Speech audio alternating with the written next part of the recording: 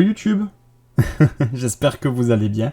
Écoutez, moi ça va très bien. Je suis très content de pouvoir reprendre un petit peu les vidéos YouTube, de pouvoir du coup trouver le temps de reproduire un peu de contenu. Pour ceux qui ne le savent pas, il est exposé juste ici, voilà, le trophée des MVP. Il va rester là tout le long de la vidéo. J'en suis tellement fier que voilà, du coup, il va rester à côté de moi. Non, bref, blague à part, merci. Merci de me suivre sur les réseaux. Merci de continuer à toujours aimer encore plus, que ce soit les vidéos, que ce soit les articles que je fais. Donc voilà, je voulais vous remercier et ce trophée, bah, c'est un petit peu le vôtre aussi. Voilà, encore une fois, un grand merci. Et aujourd'hui, donc on va revenir un petit peu dans le vif du sujet. Aujourd'hui, on va parler de Azure Kubernetes Service.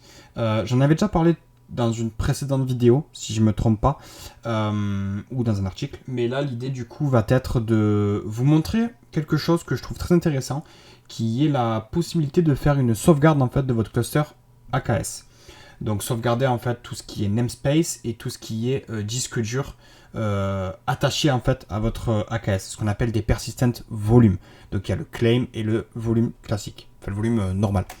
Donc voilà, c'était pour vous montrer un petit peu tout ça. Et voilà, et comme vous le savez encore et toujours, on y va? C'est parti?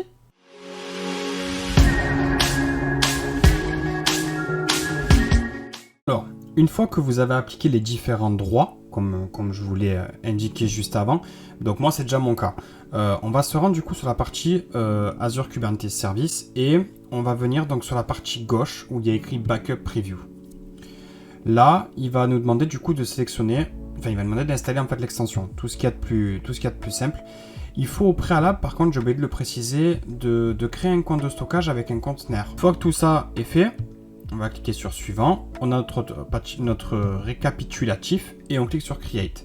L'extension va s'installer du coup automatiquement sur votre cluster AKS et nous allons après pouvoir par la suite définir tout ce qui est policy, tout ce qui est stratégie de sauvegarde.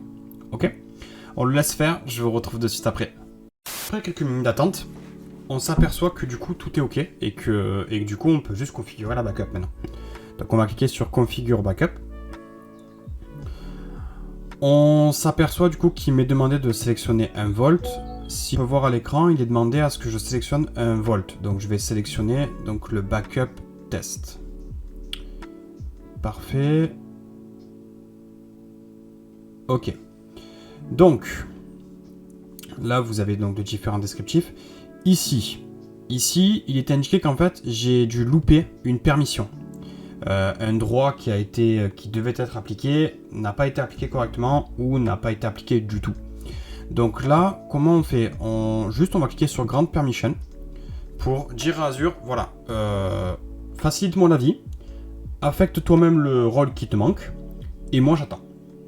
Donc, eh bien c'est ce qu'on va faire, on va attendre. Et je vous retrouve encore une fois de suite après. Voilà, après quelques minutes d'attente, tout est passé, on n'a plus d'erreur. Donc si je descends, je peux pas, je suis à fond, donc c'est parfait. On va juste cliquer sur Next. One eternity later. Alors comme vous voyez à l'écran, là on va pouvoir créer notre première policy. On va l'appeler tout simplement test. On va rester sur quelque chose d'assez simple et d'assez basique. Hop, create. Allez. Parfait, donc la policy a bien été créée. Nous allons cliquer sur Next. Ici, donc, nous voyons à l'écran qu'il a sélectionné du coup notre storage account et notre cluster. Donc c'est parfait. On va pouvoir choisir du coup notre source. Donc backup instance, on va juste l'appeler backup. Là, on va spécifier du coup le all including future namespace. Pourquoi? Tout simplement parce que dans AKS, la particularité c'est qu'on peut être amené à créer plusieurs namespaces et au lieu de revoir la stratégie de sauvegarde, là au moins tout est tout par défaut. Après si on souhaite, on peut très bien choisir ici les différents namespaces que l'on souhaite backuper. S'il y a des environnements de dev ou de test que vous ne souhaitez pas backuper, vous pouvez du coup le choisir juste ici. Include donc cluster scope, c'est parfait. Persistent volume, comme je vous l'ai indiqué, donc tout ce qui est persistent volume sont backupés. Alors comme c'est une preview, et c'est ce qu'indique Microsoft dans ses recommandations, il y a uniquement aujourd'hui que les disques managés qui sont backupés. Attention. On va tout laisser par défaut et on va cliquer sur Next. Donc, juste pour...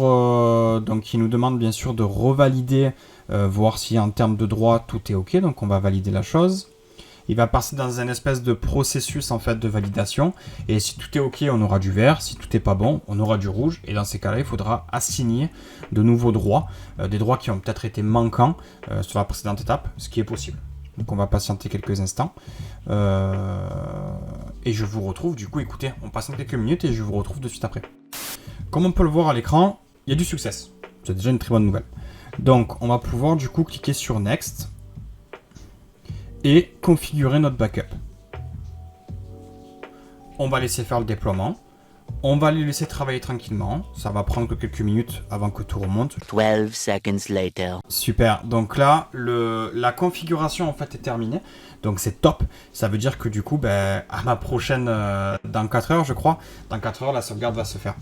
Écoutez, on va s'arrêter là. J'espère que ça vous a plu. J'espère que cette courte vidéo vous aura plu. Ce que je peux vous proposer, par contre, c'est faire une deuxième vidéo où on restaure tout simplement nos persistent volumes, notre namespace de AKS. Voilà, écoutez, ce sera l'objet de la prochaine vidéo. Ok ? Allez, écoutez, je vous souhaite une très bonne journée à vous. Il est toujours là. Et je vous dis à bientôt sur la chaîne.